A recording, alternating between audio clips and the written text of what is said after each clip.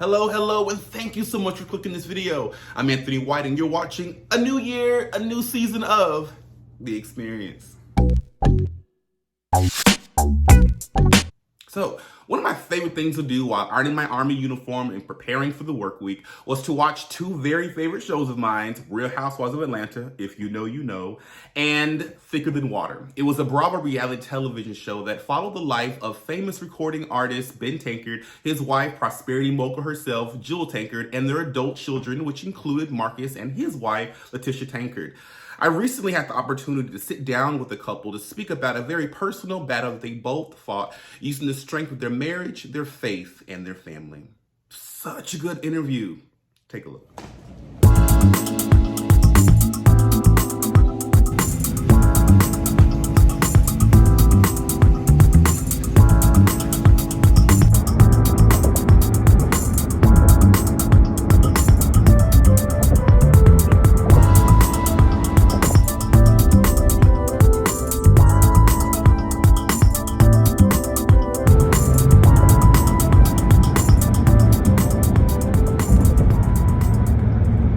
Marcus, Latisha Tankard, thank you so much for having me in this beautiful home. I mean, thank you for coming. For someone who loves interior decorating, I can't even stay focused. It is so amazing. So thank you for allowing us into your home today. You're more than welcome. Oh my goodness. And Happy New Year to both of you. Do y'all have any New Year's resolutions for 2023? You know, I hadn't thought about it yet, but I think any year I get through alive, and I haven't done anything to my kids. I think I think it's a win. That's all right. I know that's right. A win is a win. So let's talk about it. Here we are. You, Marcus Tankard, son of the Ben Tankard, but you would make a name for yourself. You're speaking all over the country. Tish, you are doing, influencing and taking beautiful pictures of your family, I might add. And then you get this news. Take us back to that moment of just initially hearing that news. Marcus Tankard, son of Grammy Award-nominated gospel jazz performer Ben Tankard and economist and financial powerhouse Jewel Tankard, certainly made a name for himself even before appearing on the hit Bravo reality show Thicker Than Water. Tankard has gone from coast to coast, spreading the gospel and appearing on other television programs. His wife, Latisha Tankard, has also created her own path as a social media influencer for major corporations around the world, featuring pictures of her family as her best models. The family of five was rocked in 2021 when they got the news that Marcus had stage 4 cancer. Latisha was instrumental in sharing their journey and their story as they fought what seemed to be an uphill battle. Well, first of all, I commend you for asking that question because this isn't something that a lot of people like to talk about, particularly men. I initially went to the doctor just because I was having some digestive issues. You know, just in full disclosure, and I talk about this quite openly, just to bring awareness, particularly to us Black men, in this area, because we don't like to talk about stuff like this.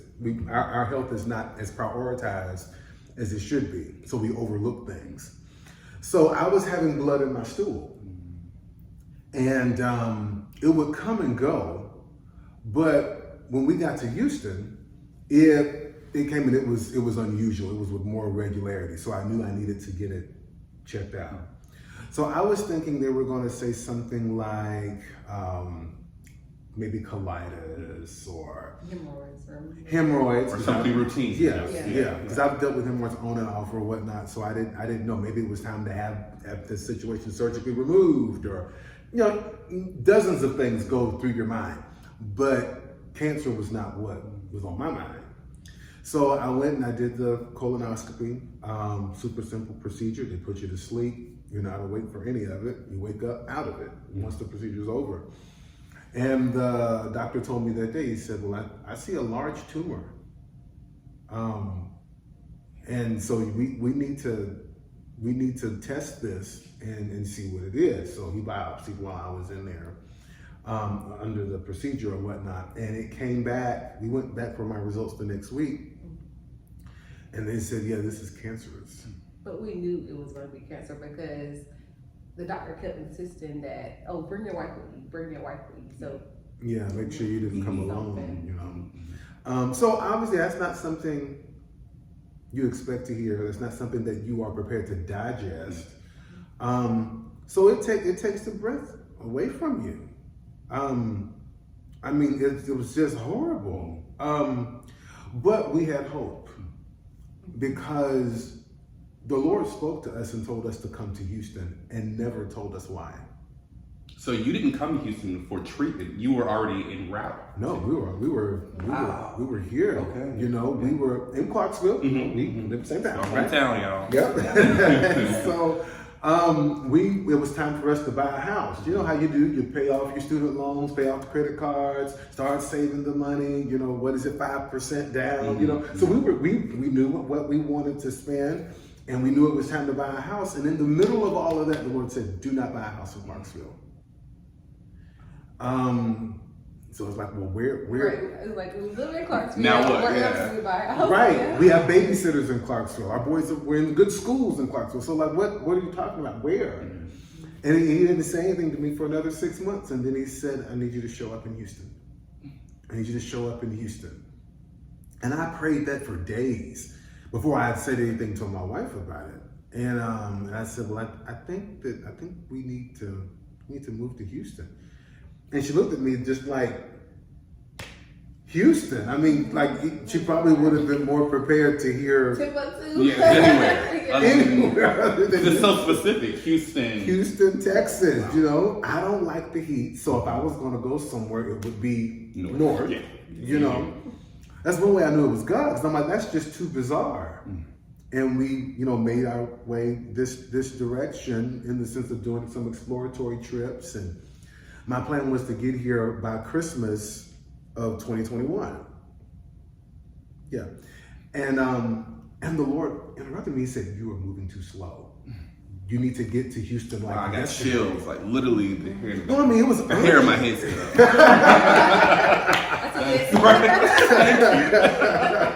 Wow. Yeah, but it was urgent. Like, I remember telling Latisha after a period of time, I said, "I don't feel safe here in this home, in the home that we were living in Clarksville." I said, we need to get on this, because there's not a feeling of safety here. And so we moved here not knowing. We didn't know. We didn't come here, you know, because I had cancer. We moved here just on the word of the Lord. And so 3 months after moving here, we get this news, crushed, don't know what to do. Go back to the doctor, and I had to go see the oncologist. They're going to do all the scans, and in doing so, they found tumors on my liver. So what I thought was a localized cancer has metastasized to other organs in my body, and so now we're talking stage 4. God. This is the first time I'm hearing this, just because I wanted to make sure this is conversational. But wow, I had no clue. It was crazy, Anthony. It was crazy. Wow. Because I don't know a lot of people that come out of stage 4 cancer. So already my mind is having to reconcile to the fact that I'm going to have to fight to live. Because at first we were looking at just having a procedure, you know, getting the tumor removed because it was localized, and you know that would be it. That would be and it. I was like, it's the whole thing. But it was serious. It was something that was a lot more serious. So in between sort of getting the scans and going to get testing, what was your mental state like? I mean, you still have 3 boys, you still have jobs, you still have lives and things that you have to, you know, show up for. Right, just bought a house, right? Yeah, exactly. Right. Like, so what? And I actually remember that. I remember the beautiful video of your realtor coming and welcoming you and your boys to your new home. And so, you know, things were just like, you know, really on the up and up for the Tankard family. So where were you mentally? How did you keep yourself sane during that time? I had friends. I have friends that helped me to manage my mentality during those first few months. Because left to myself, you know, we're faith people, Right. okay? Left to myself, I knew enough that I needed to say the right thing. But sometimes even saying and confessing the right thing, you know, you speak to the mountain, and the mountain obeys you. Death and life in the power of the tongue. Thou shalt decree a thing, and it'll be established. Yes, we know those things. But we're human, still at the same time. I could say the right thing, and yet my mind would still take me places it didn't need to go. Well, that was my next question. Was there any point where you're just like, maybe this is what it is? Maybe this is the end, or maybe was there any doubt that sort of crept up between you two when it? I remember a couple of times you were like, you didn't think it was worth it. Remember? Yeah. Chemo had got so bad, and chemo was rough. Chemo was tough. And that's crazy because through all the pictures, you never looked like what you were going through. Not at all. And so it was shocking to me. Tish, you were really instrumental in sort of sharing the journey, documenting the process, the medications, the procedures, the doctor visits. Why was that important for you to share that with the public and something that, otherwise is a very private moment? I don't know, because, I am an influencer, so, I take a lot of pictures and, we share things, but we are private people. But I don't know, whenever we got the diagnosis, like, we just knew that we needed to, share this. One, we needed people to, join in, their faith with ours. Yeah, with their faith, yeah. I think that was the main thing. Yeah. Well, and then I think that was the big part of it. But early on, the Lord dealt with me about it. This was interesting. Before I ever got the diagnosis, before we had left Clarksville, the Lord had told us. He said, "There's some bumps out ahead in the fall." He said, "But you'll be okay." He was just warning us, Just to rest assured, you're gonna be. He said, "Get to Houston." He said, "Oh, by the way, there's going to be some bumps in the fall, but you will be okay." And so when we got the diagnosis, I'm just putting the Lord in remembrance of his words. And he said to me, "This is why this needs to be a very public victory." Ooh, come on now, preach. He said, "I want this to be a public victory." He said, "The people need to learn faith by watching you." And, how public we were with it was very unsettling for family, very unsettling for people in my friend base that were offering faith and stuff. They made their opinions about it. But I told them, people need to see me win. And they not only do they not only need to see me win, they need to see me fighting through it. And so I remember I fought so hard. I do prayer every morning. I never stopped doing prayer. Never did. And when I was too sick to do it, I had friends fill in for me. I wasn't just going to let that go. There were times I would set up shop in the room I was taking chemo in, and I would go live and I would teach while I was getting chemo.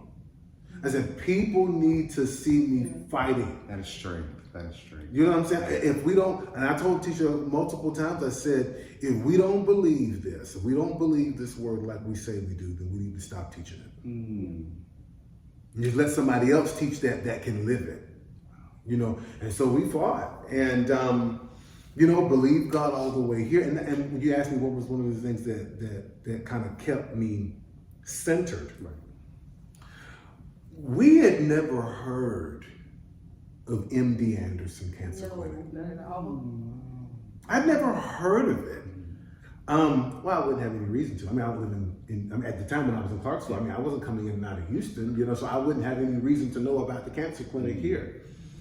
When we got the diagnosis, Tish said that we were. What was that? You were on the road and you saw the sign, and for some reason that cancer word blotted out just stuck out. So this is before we got the diagnosis. Before we got the diagnosis. In Houston, there are millions of billboards. Right. That stuck out. Well, we did some looking around and found out that MD Anderson is the #1 cancer clinic in the world. Absolutely. Yes. Right down the road. Right down the road from our house. Yeah. So, obviously, I didn't know I had cancer before we left Clarksville. I didn't know anything about MD Anderson, but God did. He knew what was growing in my body. He knew I was moving too slow. Whatever that means, whether it was we was going to miss the house or maybe things would have started, being a little more aggressive in my body. I don't know, but God, who knows the future better than we know the past, saw me in Clarksville and said, I need you to get to Houston and get there soon. knowing that MD Anderson was going to be there and would be an integral part of me getting over this. Yes. And you have 3 young boys, 7, 5, and 3. Am I correct? Yes. Okay. And so, of course, they're boys. They're active. They're running around and jumping around. So, how were you able to sort of handle that with what you were going through? First and foremost, how did you break it to them? And then how was that interaction as you were sort of going through the treatments and trying to still be dad and mom, but also dealing with a very serious illness? How did y'all sort of facilitate that? I think it was a blessing that, they are so young, because like to this day, they don't know that their daddy had cancer. Yeah, we never told them. We didn't want to make it a thing, and then I didn't want Micah, our older son, to go to school because he likes to talk and mention it, and then he hears the wrong thing, like daddy's gonna, something's gonna happen to daddy because he has cancer. But what we did do was, we try to keep things as normal as possible. As normal as possible. Days when Mark had chemo, those were tough days. And so Mark is very hands-on, he's active with the boys, so we just had to explain to them that, daddy has his medicine. So he's a little tired, but he's okay, and he'll get up and play with you later. And Mark there were some days where Mark couldn't hardly walk, but he made sure to interact with them and to play with. I know it took probably everything out of him to do it, but. And it's so funny that you say that, because I don't know if you know that you became a meme, you became viral when you had that Santa suit on and you were dancing. And the reason why I knew it went viral, because people who I knew weren't connected to you anyway were just, posting on TikTok and Twitter, and I was like, oh my God, I know that guy. But I also knew what you were going through at the time. So how were you able to just save face and just in the midst of that? Do you feel like it was the treatments? Do you feel like it was your faith? What was it that sort of kept you from just giving up? I go back to my friends. When you need a miracle, it matters who you're in fellowship with. It really does, because people can love you and they can want the best for you, but they don't always know what that is. You know what I'm saying? So they'll offer things, they'll say things, and sometimes, they want the best for you. Your demise is not what's on their mind, but it's not the best thing. The wrong question asked at the wrong time, can foster doubt, can foster fear. So, but I'm so grateful that I had people in my corner. I have an aunt that has walked through the same thing twice, beat it both times. She was my coach. She said, now listen, Mark, I know you got chemo this week. Are you ready? If your mind is not ready, then you don't need to go. Push it back a few days. What can I do to help you? Look at this scripture. Listen to this. Just, again, helping me manage my mentality.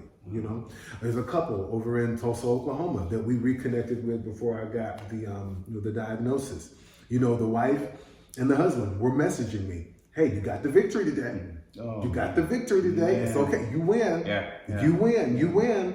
And then they were encouraging my wife as well.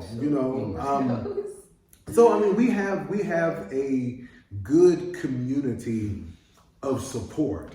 And so in those moments when we were weak and we couldn't, sustain some things, I remember I texted a buddy of mine in Detroit. And because they were just very good about this. He came by, checked on me and all of this, really good friends with him. And I remember it was so bad. I think I hadn't eaten in 3 days and I was still vomiting up. Right, you couldn't even drink water. Whatever was there. I thought I would take a sip of water and throw the water up. Ooh. This went on for days. So long I had to be admitted to the hospital. And this was like right after chemo? Was this like a regular? It was chemo. It was chemo. And I texted him because I said, I'm not able to pray because praying out of my mouth, like it makes me gag. I was just explaining to him how bad it was. I just need you to release faith with me. We can get over this. And this is the type of friends that I have. He called and said, I know you can't pray. Just put me on speakerphone and I'll just pray in the Holy Ghost for you. And he stayed on the phone, and I think he prayed for me probably about 10, 15 minutes, just praying in other tongues, singing in other tongues. Standing in the gap. Just couldn't do it. You can't do it, but I can for you. Don't make me run around this house as I will. That is, You know, but see, it's those amazing. kind of friends that beautiful. that help. I know my faith had a part to play. I get it, but what helped me keep the switch of faith turned on was that I didn't have the wrong people in my circle. Well, speaking of having the right people, Tish, one thing people don't realize is that when you have a love for somebody that's so strong, at any given time, you can become a caretaker. And a lot of people don't understand that sometimes that caretaking, it can be taxing on you mentally, physically. How did you kind of navigate that? You have these young children, you're taking care of your husband. How did you keep yourself sane and still beautiful and doing your job as an influencer? And how did that work for you? It was extremely hard. By far the hardest thing I've ever had to do.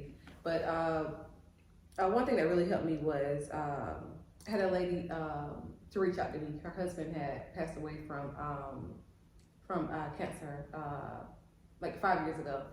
And so she was like, you need somebody in your corner to, make sure that you're taking care of yourself. And I don't know, she was my person in that season. And I don't think things would have gone as well if we didn't have her. I didn't have her in my corner. But, things got hard, and Mark, even though he was, fighting for his life, like, he's still always concerned about his wife, to make sure, my wife is okay. Of course. And so there were moments when I would just have to, like, go away, take a drive, and just cry my eyes out, get in the shower, and then, like, put on a happy face and just, be there for Mark. The same thing with the boys. There were times where I just want to stay in the bed, but I was like, my boys need me. Let's get up, go to Chuck E. Cheese or something, and when they go to bed, I can, let it all out, I never forget, I was at a restaurant waiting for friends, and I was reading one of your posts, just bawling in the restaurant. So, are you okay? I'm okay. I promise my friends will be here. I'm not crying because I'm alone. But it was just a very beautiful moment to see the strength. Of course, a lot of people, when they get the news of any sort of terminal illness, especially stage 4, that the first thing that kind of goes is that strength, that mental strength. And to see that you were strong enough to just document what was going on and just put it on Facebook and just let the world know. Because one, all of the prayers that were posted replied on your post just was phenomenal. Just the following that you had, the people who were just in your corner. How did your family, because you have your families in Tennessee, you're the only one who live here in Texas. So how did they, being so far away, how was that interaction with your family? Were they concerned? Were they here with you? How did that work out for you and your family? Well, I feel like they were here all the time. Right? Yeah, I was gonna say, when we got here right away, they were here, they were coming in, helping us out and everything. And then once we got the diagnosis, that didn't change. I think, if anything, it increased. I'm not the son that talks to his parents every day. Like, I don't do that. Now she talks to them on sometimes 2 or 3 times. Same here. I'm guilty.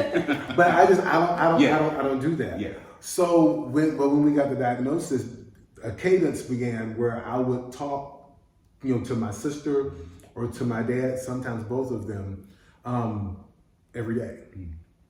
And so right away they were, very, very, very, very, very supportive.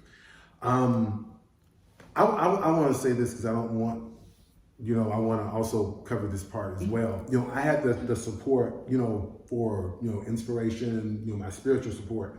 But just in the natural, one of the things that really helped us out is that we had 2 or 3 people that would rotate in and come to the house and help us with the children. Yes.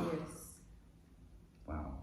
That was a major blow. It was just, especially on those weeks. And they were from out of town. Like, one girl was from... Yeah, this isn't local. I'm thinking they're like neighbors. No. Wow. Parksville. The other girl was from Dallas. And, they were here. And then my aunt in Alabama, Oh my goodness. come over and, help us manage the boys so we could manage ourselves. So that's a big part of it. I think, when the Lord spoke, when I got the cancer and stuff, and I was talking to the Lord about it, and he spoke to me about how I was going to attack it. He said, it's not going to be any one thing that does it. He said, you're going to attack this with your faith.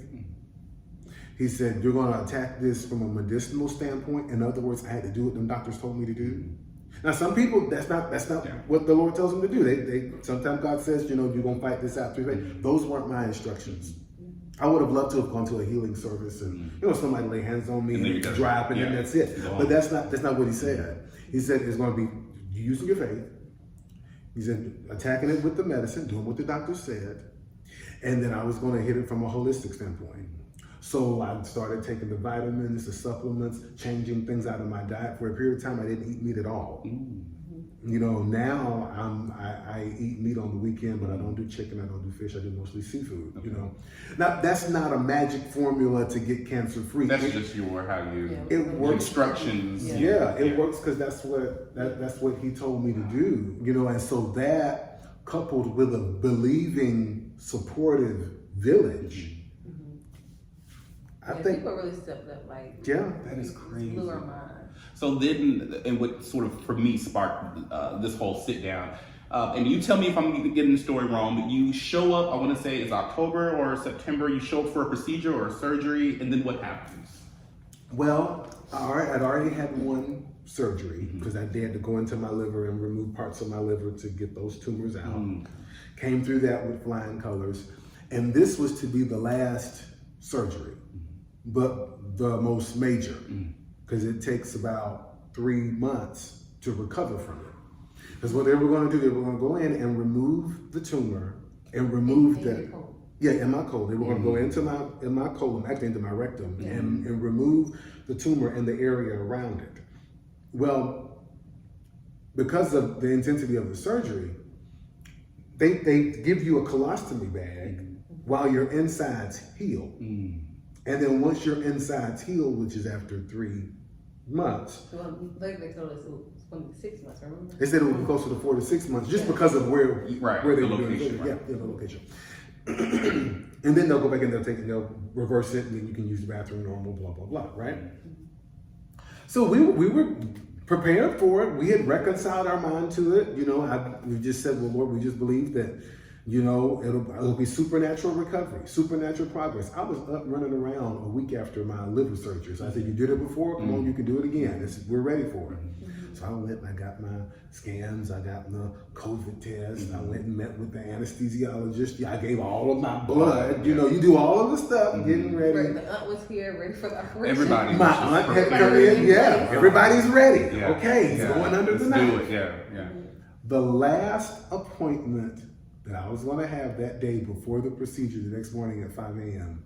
is with my surgeon. And the surgeon comes in and he says, my wife was there with me, so she'll tell you if I'm lying. Just watch your face. The doctor said, well, Mr. Tankard, I don't know what to tell you. I don't see anything on your scans. Wow. He said, based on your scans, he said, I can't even tell that you had radiation. Oh my God. I'm finna go. That is amazing. He said, couldn't find nothing. Couldn't find anything. He said, the only way, tell me if I'm wrong, he said, the only way I would know that you ever even had cancer would be to look at your scans from this time last year. Yeah, he was so shocked he had to call other people in to look at the... this can't be right. Somebody else needs to sure have. he wasn't looking over anything. It's crazy. And so I went, obviously, I'm blown away by it. Tisha's doubly relieved because I don't have to do the surgery thing. And so the oncologist said, well, Marcus, we're going to have you come in for, in another month just to look, just kind of see, make sure nothing's growing in there and confirm what we found today. He said, in addition to that, there's this new technology that we are putting into the cadence of treatment here. It just came out of, testing and everything. Brand new. Brand spanking new. He said, so in a month, we're going to draw your blood. And with this test, it does a Google search of your blood looking for tumor DNA. Just to make sure nothing's floating around out there that we don't know anything about. So I thought, okay, fine, So I went in this past week for another set of scans. It's my month. Another set of scans. This was last week, you said? What was it? Sorry. It was it was day before yesterday? Oh my God. Was it yesterday? Yeah. It's yesterday. Okay, Breaking news. What? Yeah. So I went in there yesterday and they said, well, we have the results from the scans and the tests that we sent out for you, and we still don't see anything growing in there, and your blood is free of any tumor DNA. So there's no trace, there's nothing there. So okay, because my mind is blown. Why do you think you went through this? What do you think the lesson, the story, what do you think this is for? I think that is yet to be determined. I think that, I know one of the reasons that I believe that we've gone through this, and we've gone through this triumphantly, is so that people know that God is real. Yeah. And this ain't no game. When Jesus was at the wedding, right, and Mary came to Jesus and said, hey, they didn't run out of wine, you need to do something. Do your thing. And Jesus is like, well, this is not my problem. I'm not in the wedding. There's no contract for me. I don't have no emails. This is not my problem. Right. And so Jesus' mother, Mary, she looks at the other people, at the party, and she says, whatever he tells you to do, you do it. That saved my life. Yeah. Jesus. Whatever he tells you to do, You do. you do it. It matters. When you are where you're supposed to be, you'll hear what you're supposed to hear. You'll get what you're supposed to get. Hearing God to come to Houston saved my life. Hearing God on how to do treatment saved my life. Yeah, because at one point he couldn't do the chemo anymore. It was just too much. It was just We too were much. Too much. Too at taxing. ER, and it was bad. They asked So for 12 treatments, and I think I gave them 8. We told him no more. I said, no more, I can't do We it. had to switch the treatment. Wow. Even with that, I think that saves your life. Yeah. Yeah. That is such a blessing. Before we go, I just, unfortunately, there's somebody maybe today, yesterday, last week, who just got the same news that you got. What would be some advice that you would give them and their caretakers and family and friends around them?